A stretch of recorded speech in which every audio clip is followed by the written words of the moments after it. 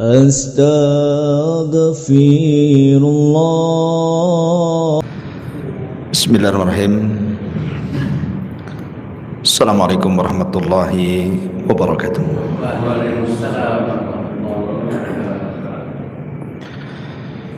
Alhamdulillah wassalatu wassalamu ala Rasulillah wa ala alihi wa sahbihi wa mawalah wa la hawla wa la quwata illa billahi wa ba'du. Alhamdulillah, segala puja dan puji hanya milik Allah subhanahu wa ta'ala. Salawat dan salam tahdiahkan kepada Rasul kita Nabi besar Muhammad sallallahu alaihi wa ala alihi wasallam. Lanjutkan kajian kita masih membahas qasasul anbiya, kisah-kisah para nabi. Dan kita masuk pada kisah Nabi Allah Ilyas dan juga Ilyasa. Tetapi sebelumnya, kedua nabi ini didahului dengan kisah seorang nabi yang tidak dicantumkan dalam Al-Quran secara nama, tetapi ada isyaratnya dalam surah Al-Baqarah 243. Siapa nabi ini? Namanya Nabi Allah Hazkiel alaihi salam. Baru setelah wafatnya Nabi Allah Hazkiel, diteruskan kenabian estafetnya dengan Ilyas. Baru setelah Ilyas kemudian Ilyasa. Ma'asyiral muslimin yang dimuliakan Allah subhanahu wa ta'ala, siapa Nabi Hazkiel ini? Kenapa tersirat di dalam surat Al-Baqarah ayat 243?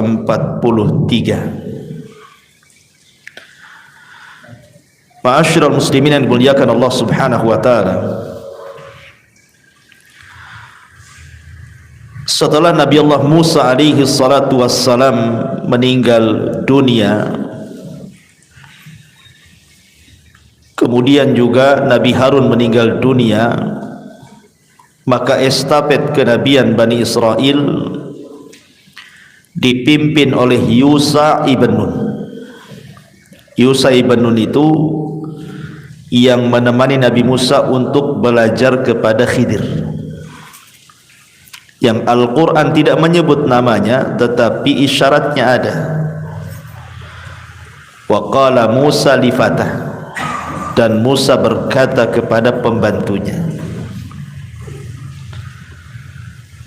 Walaupun Al-Quran tidak menyebut siapa pembantunya di sini, tapi ahli tafsir kebanyakan mereka mengatakan bahwa yang dimaksud pembantu Musa yang menemani safarnya Musa menemui Khidir itu namanya Yusha ibn Nun. Subhanallah, walaupun Yusha ibn Nun ini tidak diceritakan kecuali di sela-sela kisahnya Musa dengan Khidir,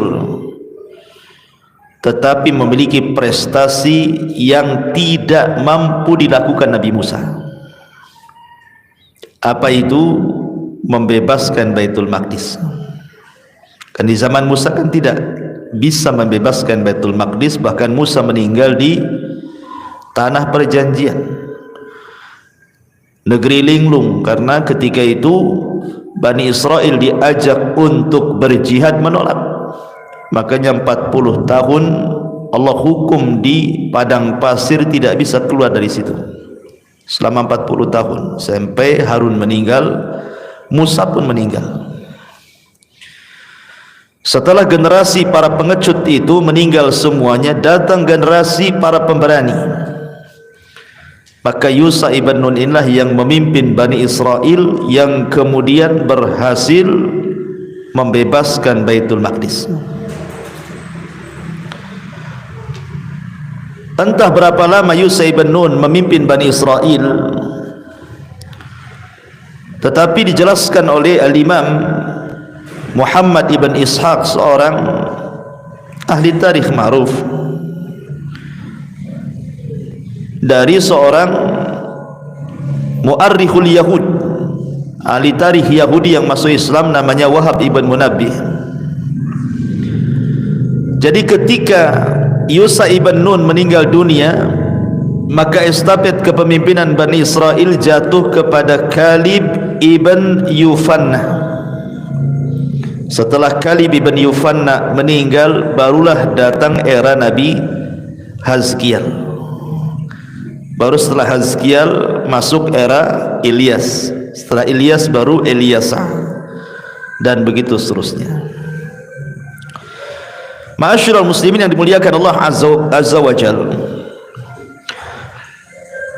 dijelaskan oleh para ulama sejarah bahwa Nabi Hazkiel ini, kenapa disebut Hazkiel itu Hazkiel ibnu Buzi, ada yang mengatakan Buzi ibnul Ajuz. Di sini ada kalimat ibnul Azuz. Ajuz itu artinya orang tua, nenek-nenek. Ya. Ada yang mengatakan karena ibunya dulu mandul, kemudian sudah tua, kemudian terus berdoa kepada Allah Subhanahu wa taala, akhirnya Allah anugerahkan anak, dan kemudian anak itu disebut ibnul Ajuz, yang kemudian disebut Hazkiel. Dan dia adalah salah seorang nabi-nabi yang Allah utus kepada Bani Israel, layaknya nabi-nabi yang lainnya, mengikuti estafet nabi sebelumnya, mendakwahkan dakwah tauhid. Karena Allah Subhanahu wa taala sendiri yang mengatakan, walaqad ba'atsna fi kulli ummatir rasulan an i'budullaha wajtanibut taghut. Dan tidaklah kami utus kepada setiap umat ini seorang rasul, di mana tugas mereka adalah mengatakan kepada manusia, sembahlah Allah, tauhidkan Allah, dan jauhi sesembahan selain daripada Allah alias taghut. Begitulah dakwah para nabi, termasuk juga Nabi Allah Hazkiel alaihi salam. Ma'asyiral muslimin yang dimuliakan Allah Azza wa Jalla, ada yang mengatakan bahwa Nabi Allah Hazkiel ini diutus oleh Allah Subhanahu wa taala ke sebuah negeri di Syam dan juga di Irak. Itulah daerah dakwah beliau. Adapun persisnya daerah mana tidak dijelaskan. Tapi yang jelas bahwa terjadi sebuah musibah di zaman Nabi Hazkiel ini, yang Allah Subhanahu wa taala firmankan dalam surah Al-Baqarah ayat 243, di mana Allah Subhanahu wa taala mengirim wabah taun. Kemudian wabah taun ini membinasakan bukan hanya ratusan, bukan hanya 1000, 2000 jiwa, bahkan ribuan jiwa Bani Israel mati gara-gara wabah taun ini. Singkat cerita, akhirnya yang selamat, kemudian mereka menghindar dari tempat terkenanya wabah itu. Kemudian mereka mencari tempat di lembah. Rupanya seseorang yang bermaksud lari dari kematian terkena takdir kematian.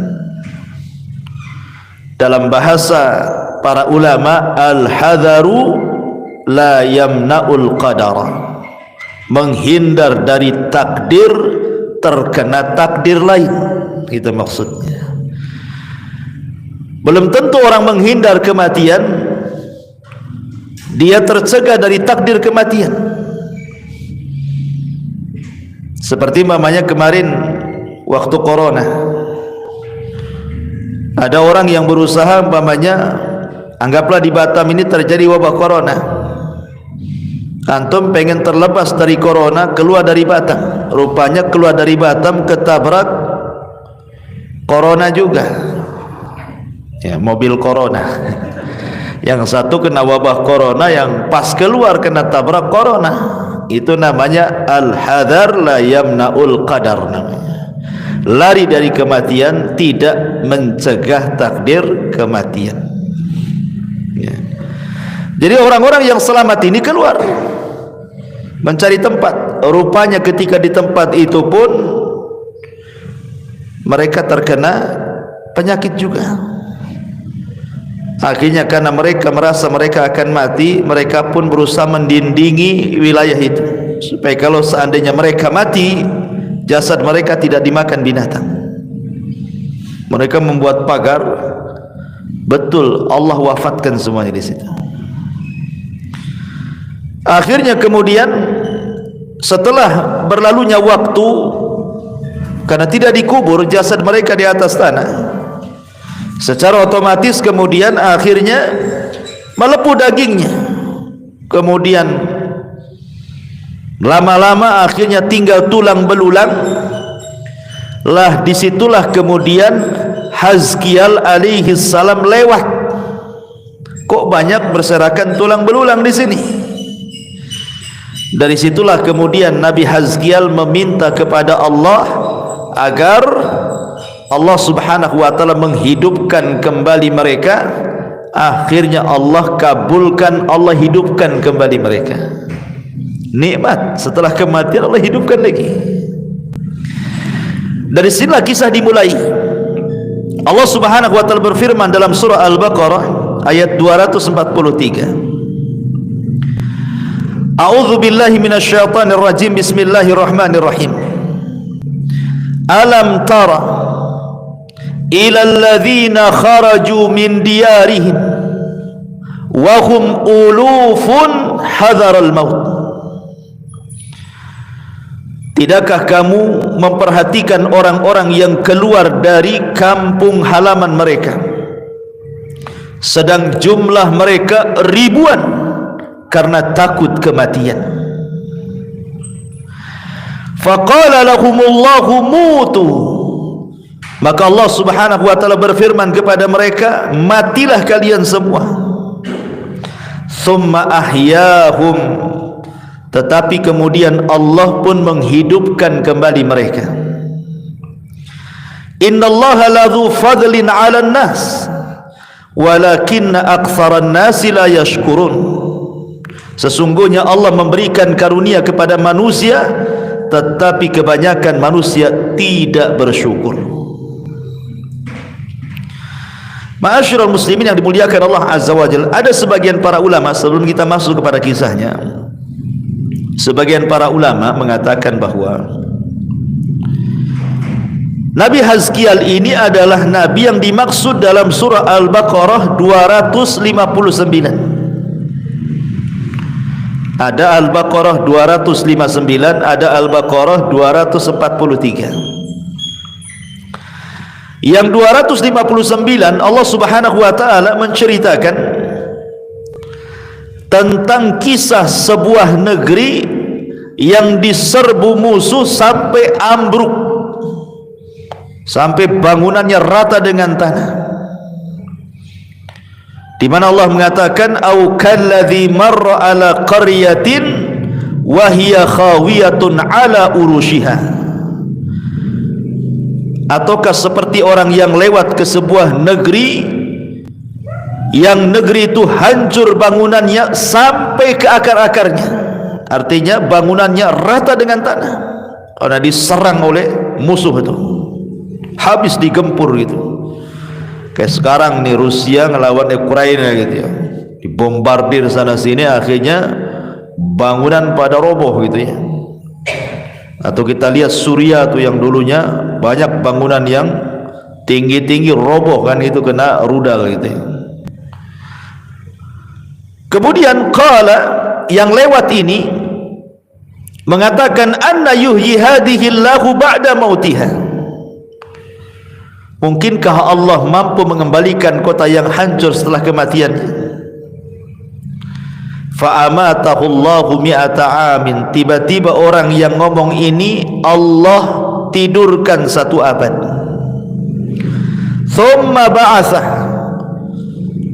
Maksudnya Allah wafatkan, Allah tidurkan 1 abad, kemudian Allah bangkitkan kembali, Allah bangunkan kembali.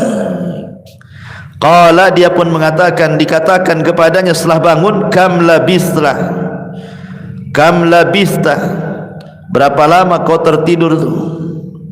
Qala labistu yauman aw ba'da yaum. Oh, boleh jadi aku tidur sehari atau setengah hari, karena ketika dia tidur itu mulai zuhur, kemudian ditidurkan sampai 1 abad, dibangunkan waktu asar. Jadi seolah-olah sebentar aja dia tidur itu, padahal sudah 1 abad dia tidur kan itu.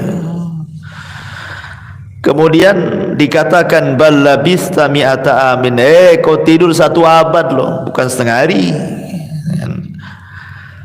Fandur ila ta'amika wa syarabika lam yatasanna. Lihat makananmu dan minumanmu tidak ada yang berubah kan, padahal sudah 1 abad tuh. Kalau kita bawa bekal roti, kemudian ditaruh di samping, anggaplah ditaruh di belakang rumah, biarkan 100 tahun, kira-kira masih yang nggak ada tak rotinya? Dah habis lah kan. Walaupun dibiarkan pun sudah habis tuh. Tapi anehnya itu makanan minumannya masih tetap seperti itu. Yang berbeda adalah keledainya. Dia kan bawa keledai sama makanan tuh. Wangdur ila himarika, tapi lihat keledaimu. Walinaj'alaka ayatan linnas, karena keledainya kan sudah 100 tahun, kemudian diikat, ya matilah, nggak bisa makan, sudah 100 tahun dia tinggal bangkai, tinggal tulang belulang lah akhirnya keledainya itu. Lihat keledaimu tuh, makanannya utuh, keledainya mati dan tinggal tulang belulang. Tetapi Allah ingin jadikan, kenapa keledainya tidak hidup 100 tahun, makanannya kok tidak berubah dan minumannya tidak berubah? Karena Allah ingin memberikan kepastian kepada orang ini bahwa Allah mampu menghidupkan dari kematian. Makanya Allah katakan walinaj'alaka ayatan linnas, agar kami jadikan dirimu sebagai tanda bagi manusia. Wangdur ilal idham, lihat tuh idham, maksudnya tulang belulang keledai yang sudah mati 100 tahun itu. Ya, kaifa nunsijuha thumma naqsuha lahma, bagaimana akan kami rangkai kembali, kemudian kami datangkan lagi daging-daging dan kulit-kulitnya kembali, kemudian kami hidupkan kembali. Dan orang ini menyaksikan tuh, tiba-tiba tulang keledai itu terangkai sendiri, entah dari mana daging-dagingnya kemudian melekat sendiri, kemudian kulitnya melekat sendiri, tiba-tiba ditiupkan roh, keledai itu berteriak seolah-olah kiamat bangkit. Falamma tabayyana lahu, setelah dia menyaksikan sendiri keledai itu hidup, qala, dia mengatakan, a'lamu annallaha ala kulli syai'in qadir, sekarang aku tahu Allah itu mampu melakukan segala sesuatu. Sebagian orang, sebagian para ulama tafsir mengatakan kisah ini adalah kisahnya Nabi Hazkiel, tetapi riwayat ini dilemahkan. Riwayat ini dilemahkan para ulama. Ada yang mengatakan yang benar Al-Baqarah 259 ini bicara tentang Nabiullah Uzair. Ketika kita bicara tentang Nabiullah Uzair yang dituhankan orang-orang Yahudi, yang Allah katakan dalam Al-Quran, wa qalatil yahudu Uzair ibnullah wa qalatin nasara al-masih ibnullah. Berkata orang-orang Yahudi, Uzair itu anak Allah. Berkata orang-orang Nasrani, Isa itu anak Allah. Jadi yang benar Al-Baqarah 259 ini bicara tentang Uzair. Jadi kisahnya ketika Bukhtun Nasr, raja zalim, itu menyerang Palestina gara-gara kematian Nabi Allah Yahya dan juga Nabi Allah Zakaria. Akhirnya diseranglah Palestina itu oleh Bukhtun Nasr, dihabiskan sampai bangunannya rata dengan tanah, laki-lakinya dibantai, perempuan anak-anak diperbudak, dibawa ke Babylon, Irak. Akhirnya Nabi Uzair ini lewat di situ. Tengok kota Palestina yang sebelumnya indah, ramai orang, sepi, bangunannya roboh sampai ke akar-akarnya, ke parap-parapnya. Jadi dia temenunglah nengok kota itu. Mungkinkah Allah kembalikan kota sedia kala yang dulunya ramai, ya, kemudian bangunannya ada, kok sekarang sudah rata, nggak ada orang? Mungkinkah Allah bisa mengembalikan? Ini bukan ragu-ragu Allah tidak mampu, tidak. Seperti kita membahasakan pamannya, anggaplah Suriah atau Ukraina sekarang lah yang digempur oleh Rusia itu, satu kota hancur gitu kan. Kita berpikir mungkin nggak kembali ke semula gitu maksudnya. Itu maksudnya. Ya. Akhirnya kemudian Uzair ini oleh Allah Subhanahu wa taala saat istirahat tidur dia, rupanya nggak dibangun-bangunkan 100 tahun, 1 abad. Ya. Antum tidur 3 hari saja bangun dah haus tuh kan. Ya. Pas bangun dia kaget, rupanya kotanya sudah ramai lagi gitu maksudnya. Kotanya itu sudah ramai lagi, sudah banyak, sudah ada kehidupan lagi gitu kan. Kemudian sebelum dia melihat kotanya hidup kembali, Allah perlihatkan bagaimana Allah bisa menghidupkan keledai dari kematian. Begitu juga Allah bisa hidupkan kota yang mati. Dan akhirnya keledainya dia ikat, dia tidur, makannya ditaruh di sebelah, kemudian 1 abad dia tidur. Pas bangun, makanannya tadi berubah, keledainya pula yang berubah, sudah mati tinggal tulang-tulangnya itu. Akhirnya Allah hidupkan keledai itu di hadapan Uzair. Maka ketika betul-betul dihidupkan, tidak ada yang mustahil bagi Allah. Innallaha ala kulli syai'in qadir. Jadi kisah Al-Baqarah 259 ini bukan kisahnya Hazkiel, tetapi kisahnya Uzair. Tetapi Al-Baqarah 243 inilah baru berkisah tentang kisahnya Hazkiel. Nabi Allah Hazkiel alaihi salam. Alam tara ila alladzina kharaju min diyarihim wa hum ulufun hadaral maut. Tidakkah kamu lihat, memperhatikan orang-orang yang keluar dari kampung halaman karena terkena wabah taun? Jumlah mereka uluf. Uluf ini beda dengan alaf. Ya, alaf itu jamaknya alfun. Alfun itu artinya 1000. Kalau alaf banyak ribu, kalau uluf ribu-ribu gitu maksudnya bahasa Arabnya. Ya. Negeri yang terkena wabah itu bukan hanya 1000, 2000, ribuan. Sampai-sampai dijelaskan jumlah mereka itu oleh sebagian para ulama seperti Abdullah ibn Abbas radhiyallahu anhuma mengatakan kanu arba'atu alaf, yang keluar itu sampai 4000. Yang lain mengatakan tis'atu alaf, 9000. Yang lain mengatakan arba'ina alfan, 40.000. Yang lain mengatakan arba'una alfan, sab'una alfan, 70.000. Yang lain mengatakan asyratu alaf, 10.000. Intinya kan lebih daripada 1000. Yang paling sedikit Abdullah bin Abbas mengatakan 4.000, yang paling banyak mengatakan 70.000. Jadi kejadiannya begini. Jadi ada sebuah negeri namanya Darwadan, terkena wabah taun. Apa penyebab wabah taun ini? Ada yang mengatakan bahwa karena Bani Israel itu ketika diajak jihad tak mau. Mereka nggak mau jihad. Sebelumnya mereka sudah semangat mau jihad, setelah tiba waktunya tak mau pula mereka. Dari situlah Allah Subhanahu wa taala azab mereka. Allah turunkan penyakit taun. Ribuan orang mati karena taun. Akhirnya kemudian yang selamat ini, yang masih hidup, kemudian mereka pun keluar. Sebagian mereka keluar, sebagian mereka bertahan. Lah yang keluar ini, setelah kemudian taun ini diangkat, mereka pulang, rupanya selamat. Kemudian sebagian yang lain mengatakan nanti kalau terjadi taun lagi, kita pun akan keluar supaya selamat seperti mereka.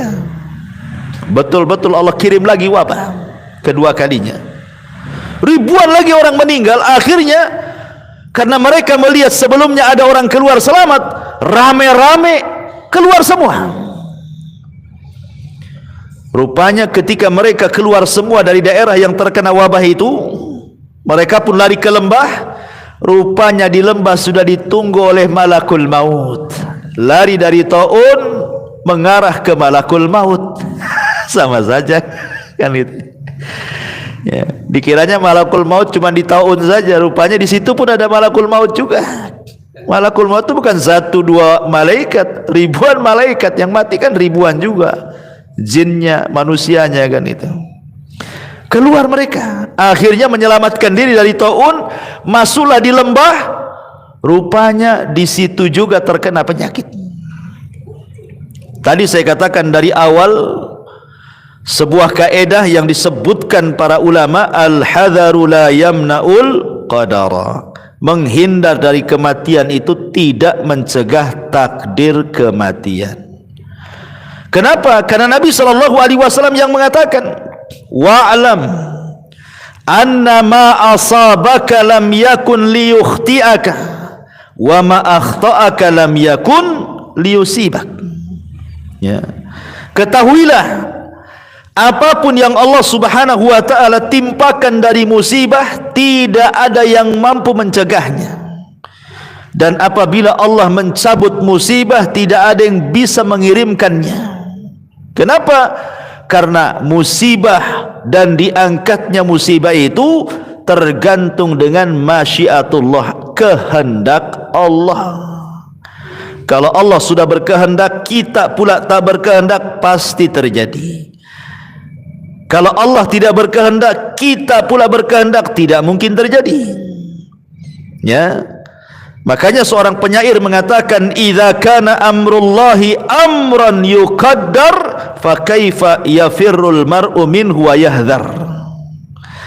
Seorang penyair mengatakan, apabila urusan Allah sudah ditakdirkan, tidak mungkin seseorang lari dan menghindar, pasti terkena. Ya kan? Ma'asyiral muslimin yang dimuliakan Allah Subhanahu wa taala. Akhirnya kemudian mereka karena sudah ini yang menyelamatkan diri ini, wah ini rupanya lari dari mereka, kita pun terkena penyakit lain pula di sini. Mereka takut kalau kematian mereka tidak diurus jasadnya, takut dimakan binatang-binatang kan. Akhirnya sepakat mereka untuk membuat pagar. Gak apa-apalah mati, tapi jasad mereka tetap terjaga, tidak dimakan binatang. Kemudian dipagari itu daerah itu. Akhirnya satu persatu mereka mati, dan tidak ada yang tersisa satupun, baik di negeri yang terkena wabah mati dengan taun, ataupun yang menyelamatkan mati dengan yang lain. Enggak tersisa, enggak ada orang lagi. Jadi ketika Nabi Hazkiel kemudian datang, dia mau dakwah sama siapa? Manusia sudah enggak ada. Yang situ mati dengan taun gitu ya, yang ini mati pula dengan yang lain. Mau berdakwah sama siapa? Enggak ada orang. Ya. Akhirnya kemudian Nabi Hazkiel alaihi salatu wassalam ini berdoa kepada Allah Subhanahu wa taala. Apa doanya? Disebutkan oleh sebagian ahli tafsir ketika memberikan catatan kepada ayat ini. Jadi Nabi Hazkiel alaihi salatu wassalam kemudian mengatakan, ya Allah, ya Rabb, kuntu fi qaumin yahmadunaka wa yusabbihunaka wa yuqaddisunaka wa yukabbirunaka wa yuhallilunaka fabaqitu wahidan la qaumali. Ya Rabb, dulu aku di tempat ini adalah beberapa kaum itu yang memuji kamu, bertasbih kepadamu, membersihkan namamu, membesarkan namamu, mengesahkan dirimu. Sekarang aku tinggal sendiri, nggak ada kaum lagi katanya, karena mati semua masalahnya kan gitu ya. Aku sendirian di sini sekarang. Fa'auhallahu ta'ala ilaihi anni ja'altu hayatahum ilaika. Maka Allah wahyukan kepadanya, Allah akan janjikan, Allah hidupkan kembali mereka. Maka Allah memerintahkan kepada Hazkiel untuk menghadapkan wajahnya ke bangkai tulang belulang orang-orang yang sudah mati dan mengatakan, ahyau biiznillah, hiduplah kalian dengan izin Allah, katanya.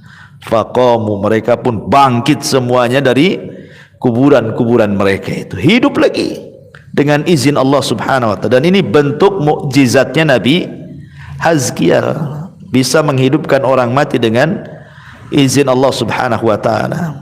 Ada juga Nabi Hazkiel ini ketika melihat bangkai-bangkai yang sudah jadi tulang-tulang belulang itu, dia merenung sendirian.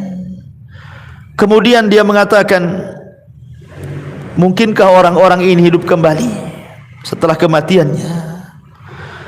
Maka Allah subhanahu wa ta'ala mewahyukan kepada Hazkiel, turiduna an uriyaka ayah, maukah kutunjukkan tanda kebesaranku, kata Allah kepadamu wahai Hazkiel? Kata Hazkiel, na'am, ya.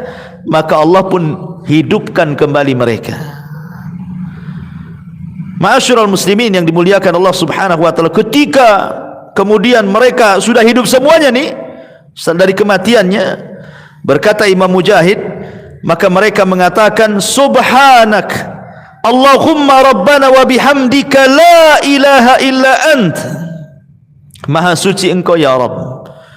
Ya Rabb, kami memuji dirimu bahwa engkau tidak ada sesembahan yang berhak disembah kecuali engkau. Akhirnya kemudian mereka pun hidup kembali dan beriman kepada syariatnya Hazkiel, dan mereka pun kemudian mau diajak apapun oleh nabinya, jihad ayo, semua ayo, udah sadar mereka, ya kan. Tetapi ikhwatu fiddin muliakan Allah subhanahu wa ta'ala, memang sunnatul kaun. Bani Israel itu umumnya kalau nabinya sudah meninggal, maka mereka kufur lagi.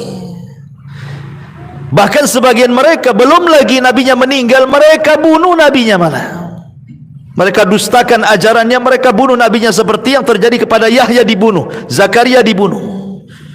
Masih baik Nabi Hazkiel mereka nurut, karena dia yang berdoa kepada Allah untuk menghidupkan mereka. Bersyukur mereka hidup dari kematian, itu kan bersyukur, ikhwan. Ya, orang bisa hidup dari kematian lagi kan bersyukur sekali itu. Akhirnya kemudian Nabi Hazkiel entah berapa waktu tinggal bersama Bani Israel.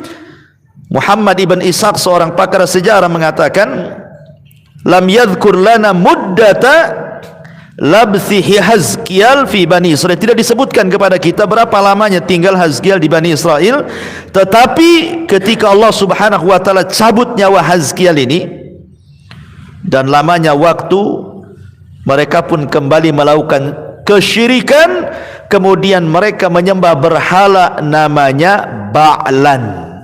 Ini Hazkiel meninggal, kemudian semakin jauh dari kenabian, maka mereka pun kufur kembali, sehingga Allah katakan, atad'una Ba'lan wa tadaruna ahsanal khaliqin, patutkah kamu menyembah Ba'lan dan kamu tinggalkan sebaik-baik pencipta? Ketika mereka mulai melakukan kesyirikan lagi, menyembah berhala namanya Ba'lan, disinilah Allah utus Nabi Ilyas. Ya, bagaimana kisah Ilyas ini? Tunggu minggu depan. Sekarang kita ambil hikmah dari pelajaran Nabi Hazkiel ini. Bicara tentang taun, ikhwan, dalam Islam pun pernah terjadi taun. Lalu apa bedanya taun yang ditimpakan kepada Bani Israel dengan taun yang ditimpakan kepada kaum muslimin? Aisyah ummul mukminin radhiyallahu anha, dia pernah bertanya kepada Nabi sallallahu alaihi wasallam tentang taun. Maka Nabi sallallahu alaihi wasallam menjawab, innahu kana adzaban yab'atsuhu Allahu ala man yasha. Taun adalah azab yang Allah utus kepada siapapun sekehendaknya. Taun ini adalah jundun min junudillah, dia tentara di tentara Allah, bisa membinasakan kapanpun sesuai kehendak Allah. Faja'alahu rahmatan lil mu'minin, tetapi taun bagi orang-orang yang beriman adalah rahmat, bukan azab. falaysa min rajulin yaqa at-ta'un fayamkuthu fi baitihi sabiran muhtasiban ya'lamu annahu la yusibu illa ma kataballahu lah illa kana lahu mithlu ajri syahid, kata Rasul. Tidaklah seseorang terkena taun akhirnya terduduk di rumahnya, kemudian dia sabar mengharap pahala Allah, dia yakin bahwa musibah datang dari Allah. Kalau Allah takdirkan dia wafat, maka dia mati seperti membawa pahala syahid. Itulah bedanya taun dulu dengan taun kepada kaum muslimin. Cerita taun, ikhwan, ma'asyiral muslimin yang dimuliakan Allah Azza wa Jalla, di zaman Umar bin Khattab itulah pertama kali terkena wabah taun. Di zaman ketika khilafah Umar Ibn Khattab, ketika Umar menyerang Baitul Maqdis. Jadi ketika Umar menyerang yang disebut dengan perang Qadisiyah itu, lah di antara kota Qadisiyah itu ada namanya Amwas. Lah Umar bin Khattab mengutus pasukan banyak untuk menyerbu kota Amwas, dipimpin oleh Abu Ubaidah ibnul Jarrah. Abu Ubaidah ibnul Jarrah. Allah takdirkan belum sampai ke kota mau diserbu itu, rupanya kota itu terkena wabah taun. Ya. Akhirnya kemudian pasukan terpecah jadi dua, mau menyerbu atau balik, karena ada taun di situ masalahnya. Akhirnya kemudian orang-orang karena tidak ada pengetahuan, masing-masing beristihad. Sebagian mereka kemudian datang kepada Umar bin Khattab radhiyallahu anhu sebagai khalifah, meminta saran, gimana nih, apa kita masuk kota? Kalau masuk kota ada taun di situ, atau kita tidak menyerbunya, cukup dari luar aja kita lempari panah, kan itu. Maka pendapat Umar bin Khattab berbeda pula dengan pendapat Abu Ubaidah ibnul Jarrah.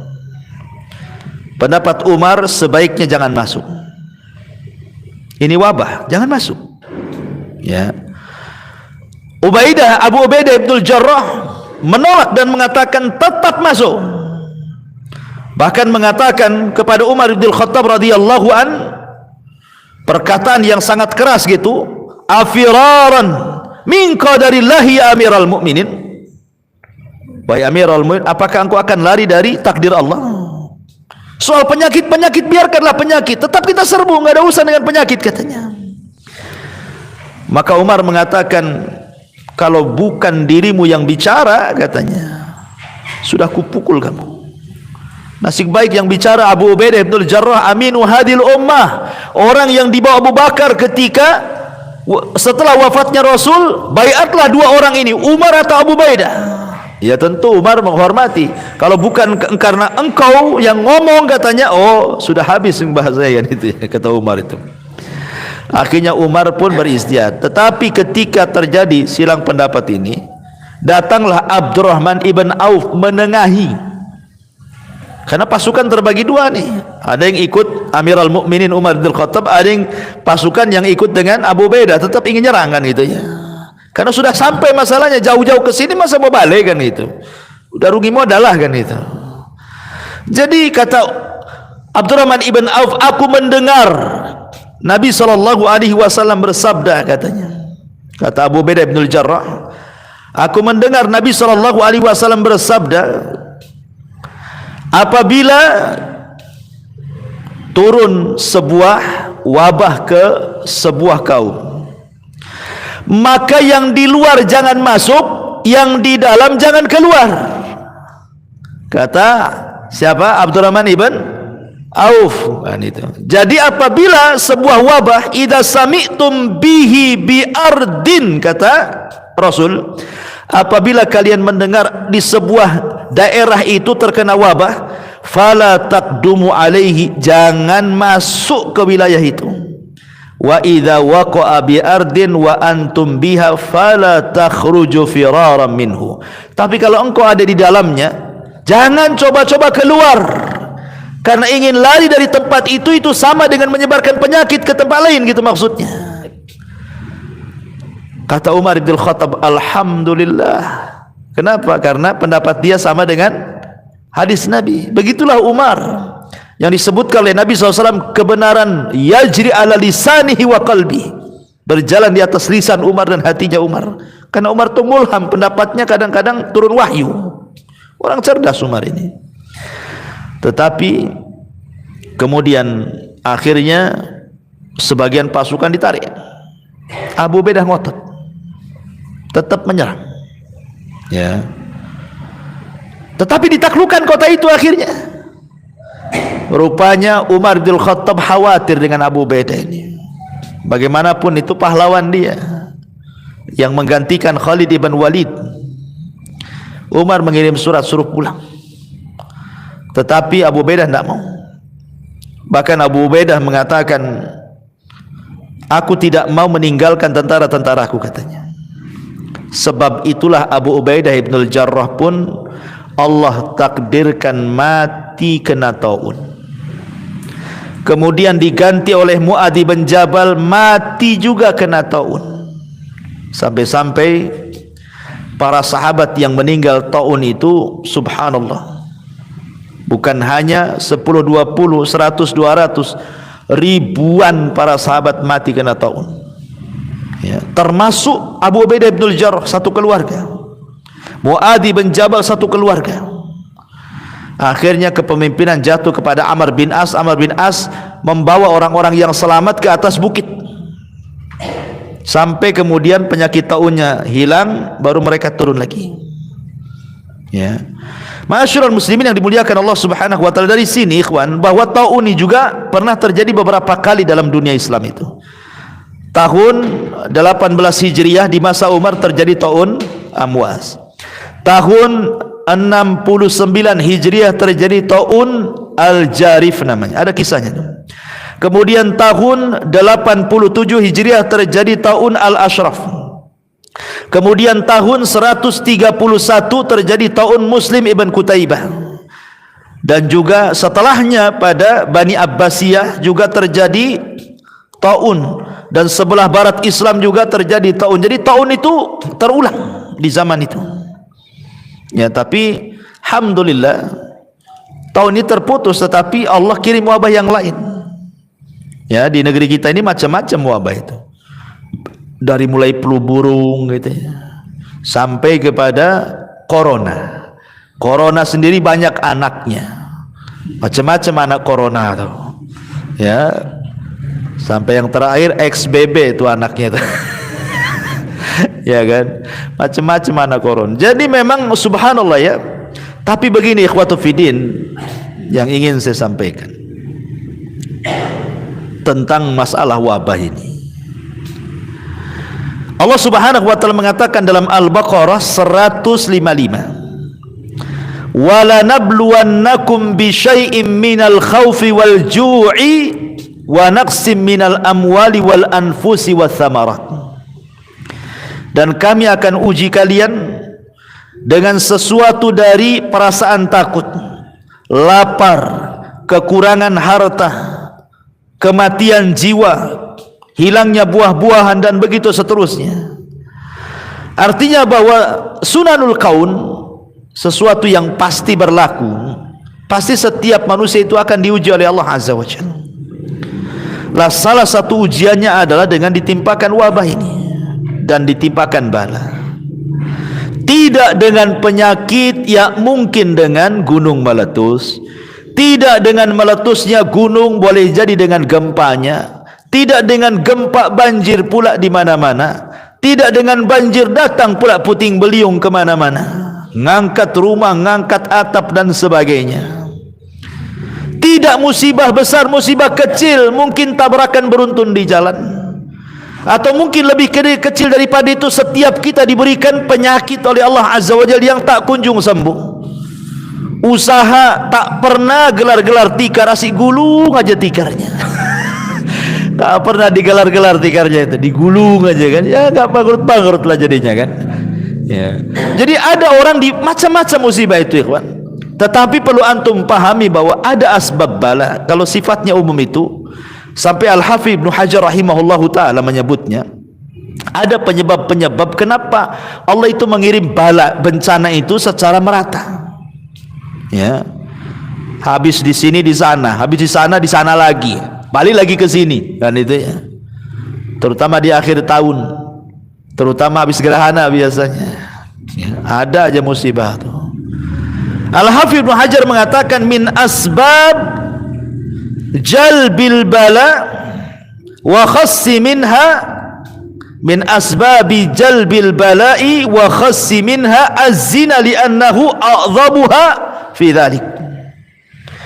Sebab seseorang itu atau bala itu menimpa di mana-mana, secara khusus karena banyak tersebar perzinahan.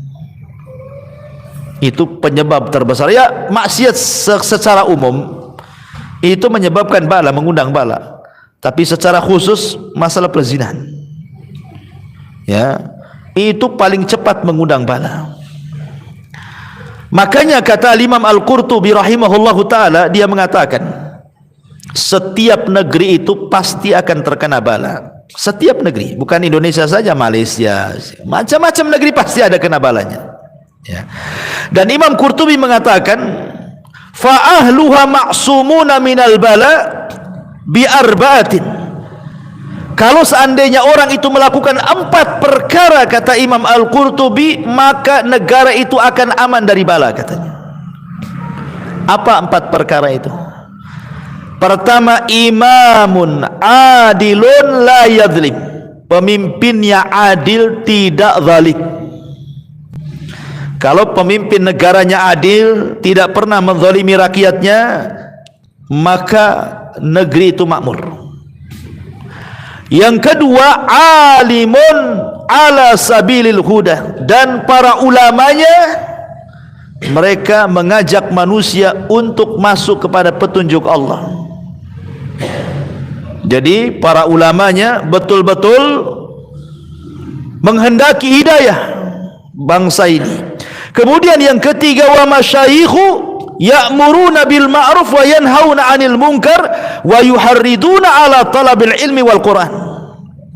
Sementara para masyayikhnya, para ustad-ustadnya, para duatnya terus gencar mengajak manusia kepada kebaikan, mencegah dari kemungkaran, dan menganjurkan manusia untuk talabul ilmi dan belajar Quran. Kemudian yang terakhir nih, wa nisa'uhum masturatun la yatabarrajna tabarrujal jahiliyatil ula, dan wanita-wanitanya menutup aurat dan tidak tabarruj seperti tabarrujnya orang-orang jahiliyah, apalagi sampai berzina.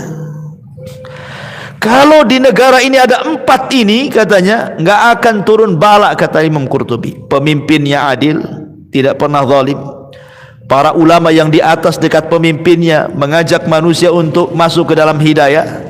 Kemudian para duat dan ustadznya tidak henti-hentinya mengajak manusia kepada kebaikan, mencegah kemungkaran, diajaknya orang untuk menuntut ilmu dan belajar Quran, dan wanita-wanitanya menutup aurat, tidak tabarruj, apalagi sampai berzina, ya.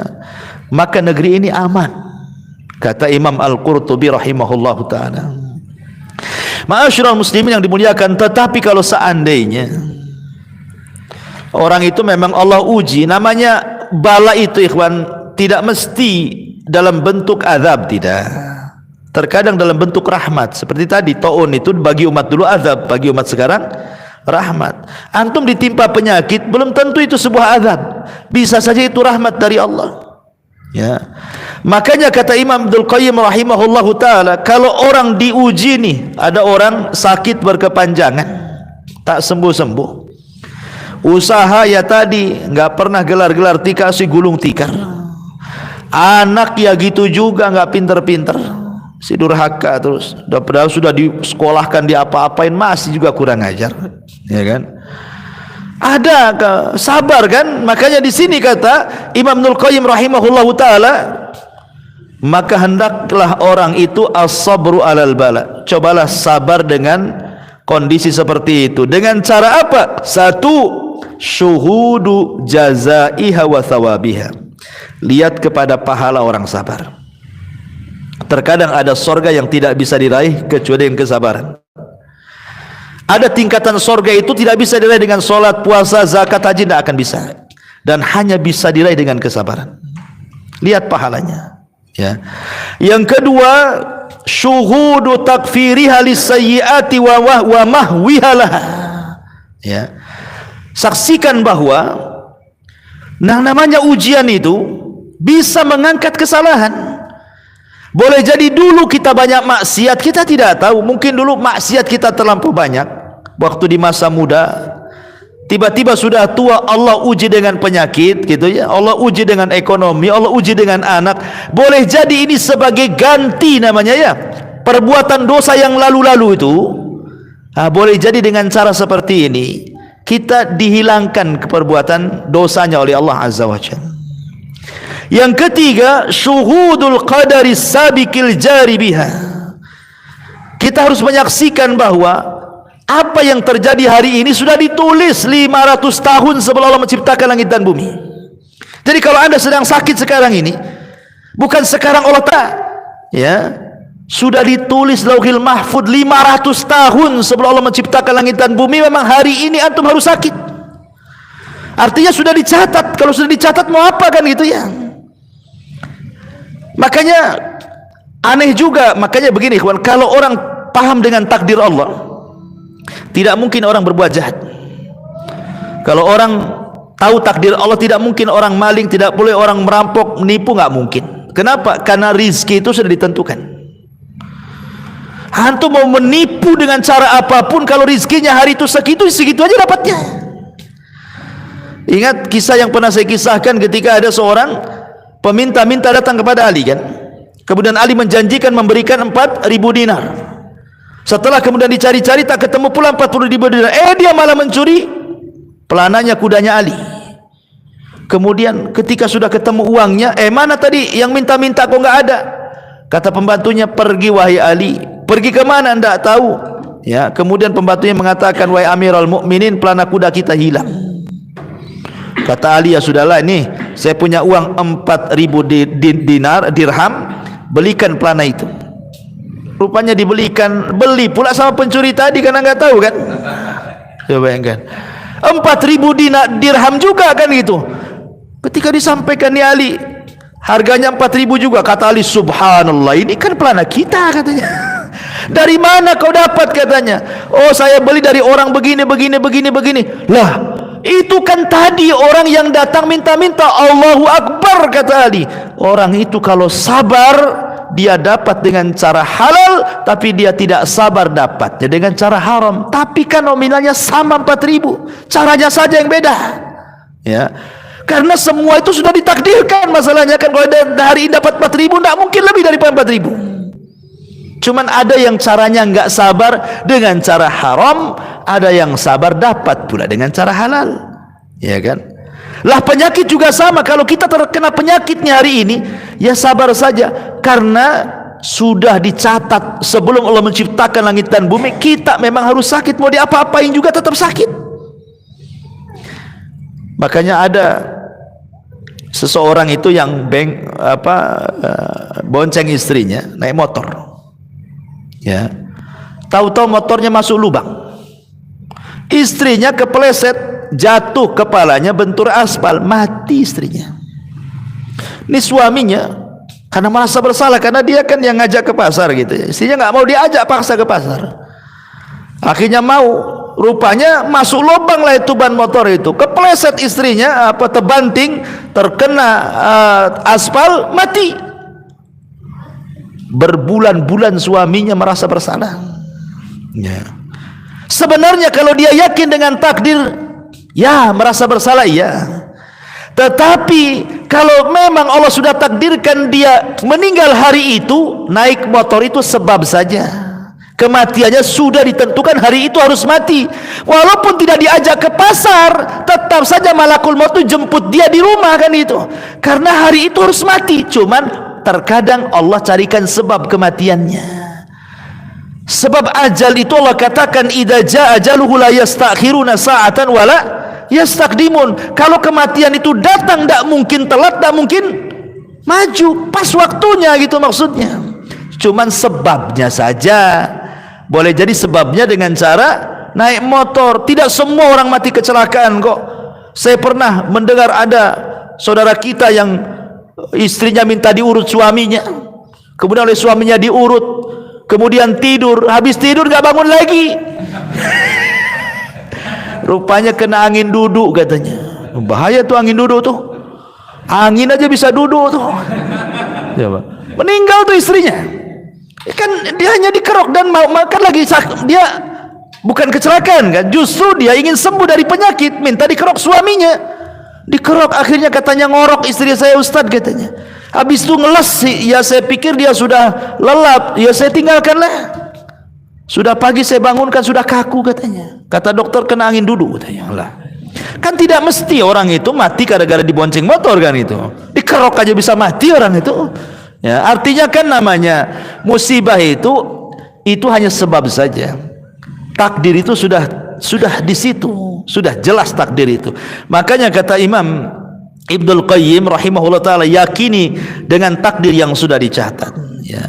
Termasuk juga an ya'lam anna Allah qadir tadhaha lahu wa ikhtaraha wa qasamaha. Dia harus tahu bahwa Allah Subhanahu wa taala dengan mengirim musibah itu berarti kita ini menjadi orang pilihan. Ingat, Allah itu Arhamur Rahimin. Yang mengirim musibah itu zat yang paling rahmat dari semua hamba-hambanya, zat yang paling punya kasih sayang dari semua kasih sayang hamba-hambanya. Tidak mungkinlah Allah mengirim zat yang maka kasih sayang di luar kemampuan hambanya. Tidak, mustahil Allah itu mengirim musibah di luar kemampuan kita, mustahil. Cuman terkadang sering saya katakan, kita ini di hadapan musibah terkadang sudah kalah sebelum perang. Sebenarnya musibah itu kalau kita hadapi ringan sebenarnya. Inna ma'al usri yusra. Cuman karena belum dihadapi sudah kepikiran kalau benang itu udah kusut dulu tuh. Ya, kalau air itu keruh dulu. Padahal tidak ada air keruh kecuali bisa dijernihkan, tidak ada benang kusut kecuali bisa diluruskan. Artinya kalau dihadapi masalah itu sebenarnya ringan sebenarnya. Kenapa? Karena Allah katakan inna ma'al usri yusran. Inna ma'al usri yusran. Lihat, Allah ketika menyebut kalimat al-usri menggunakan alif lam. Tapi ketika menyebut yusran tanpa alif lam menggunakan tanwin. Artinya apa? Dalam bahasa Arab, al-usri itu ma'rifat, yusran itu nakirah. Ma'rifat itu maknanya al-usri yang pertama adalah usri yang kedua. Kesulitan yang pertama adalah kesulitan yang kedua. Itu juga kesulitannya. Tapi kemudahan yang pertama bukan kemudahan yang kedua. Maknanya terkadang satu kesulitan Allah kirim 2 kemudahan, 3 kemudahan, 4 kemudahan, 5 kemudahan. Tetapi harus dengan kesabaran menunggu kemudahan-kemudahan itu. Ya kan? Ma'asyiral muslimin yang dimuliakan Allah Azza wa Jalla. Kemudian kata Imam Abdul Qayyim juga an ya'lam annal musibata ma ja'at lituhlikahu wa taqtulahu. Musibah itu datang bukan untuk menghancurkan kita atau membunuh kita, tidak. Wa inna ma ja'at litamtahina sabrahu. Tapi Allah sengaja datangkan musibah itu untuk menguji kesabaran sebenarnya. Sabar enggak? Kau ini betul-betul cinta aku atau hanya sekedar gombal-gombalan? Aku uji.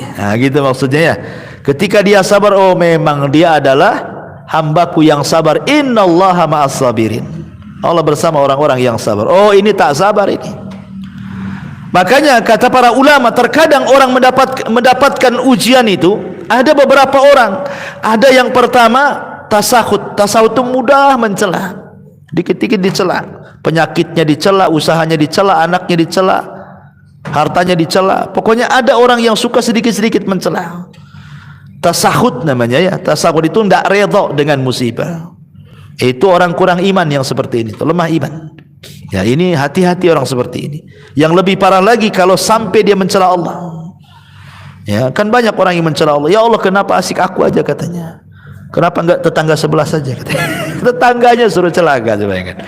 Ya Allah, kenapa anak saya terus, anak orang tuh yang itu tuh, kenapa dia sehat terus anak aku aja yang sakit katanya? Suruh anak orang sakit pula, bayangkan. Kan ada orang yang mudah mencela Allah. Jadi dia jadikan musibah itu sebagai azab. Jangan menjadikan musibah itu sebuah Azab. Karena Allah tidak mengirim musibah kecuali untuk menguji kesabaran. Bukan azab, rahmat itu sebenarnya. Betapa banyak gara-gara orang diuji tobat. Ya kan? Ada orang yang melakukan perbuatan maksiat, ikhwan. Perbuatan maksiat. Akhirnya kena penyakit.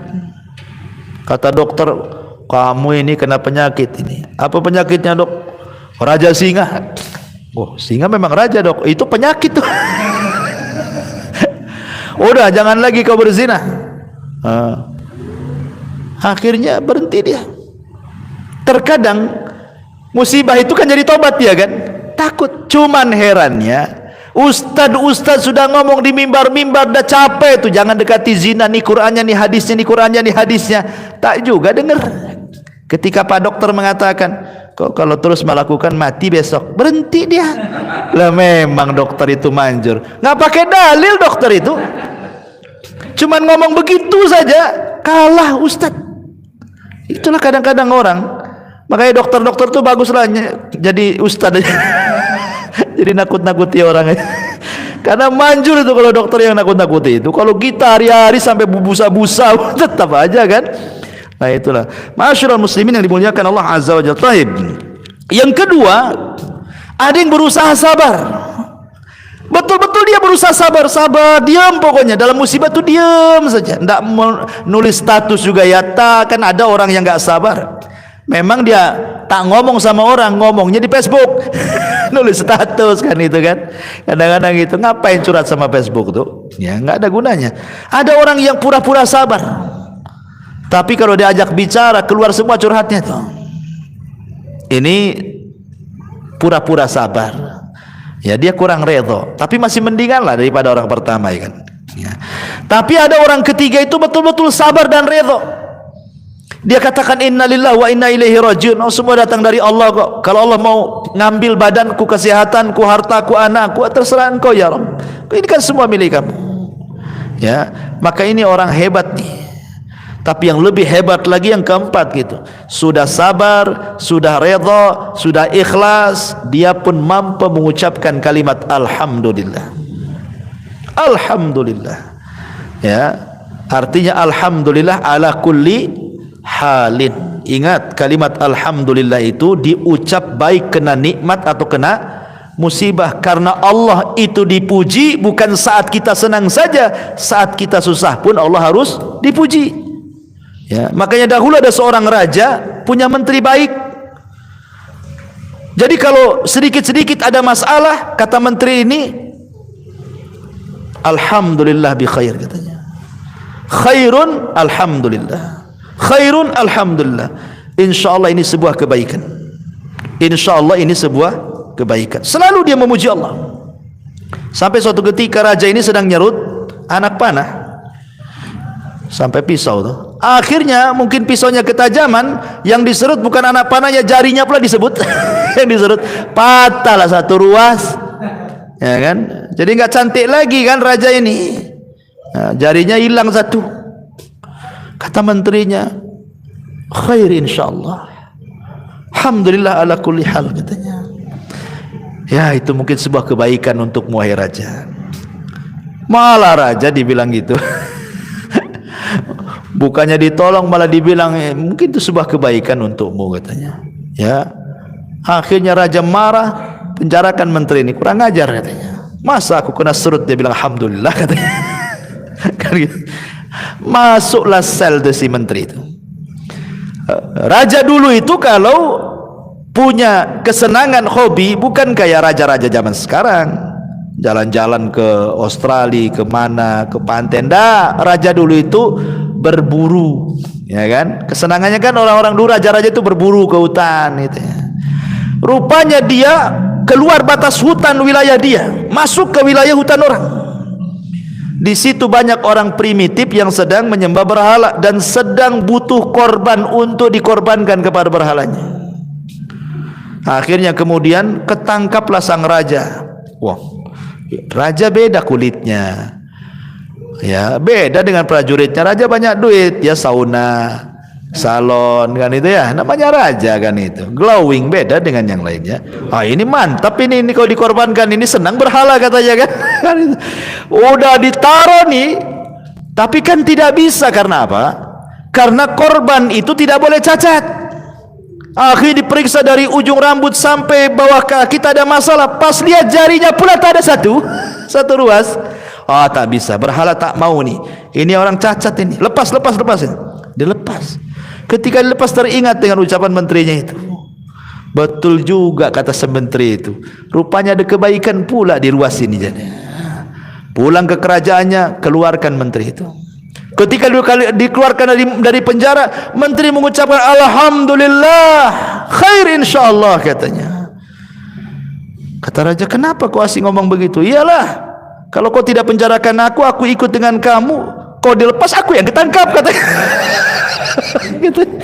Matilah aku katanya kan. Terkadang ikhwan, sesuatu yang kita anggap baik belum tentu baik, tapi sesuatu yang tidak dianggap baik adalah kebaikan bagi Allah. Makanya Allah mengatakan wa asa an takrahu syai'an wa huwa khairul lakum. Terkadang yang kita anggap benci itu sebuah kebaikan bagi Allah. Kita tidak tahu dari mana kebaikan itu datang. Ya. Maka dari sini ma'asyiral muslimin yang dimuliakan Allah Subhanahu wa taala, bahwa yang namanya musibah itu banyak faedahnya. Dan Al-Hafidz Ibnu Hajar terakhir kita katakan bahwa bala itu akan mudah diangkat oleh Allah bidzikri wad du'a'i was salati was sadaqah. Hanya dengan 4 kata, banyak zikir, banyak doa, banyak salat, banyak sedekah, maka bala akan diangkat. Kata siapa? Al-Hafidz Ibnu Hajar Al-Asqalani rahimahullahu taala. Wallahu a'lam bishawab. Ikhwan, ini di antara faedah kisah Nabi Allah Hazkiel alaihi salam. Insyaallah minggu depan kita masuk pada kisah Nabi Allah Ilyas alaihi salatu wassalam. Mudah-mudahan yang sedikit ada manfaatnya. Subhanakallahumma bihamdika asyhadu an la ilaha illa anta astaghfiruka wa atubu ilaik. Allahu ta'ala. Assalamualaikum warahmatullahi wabarakatuh.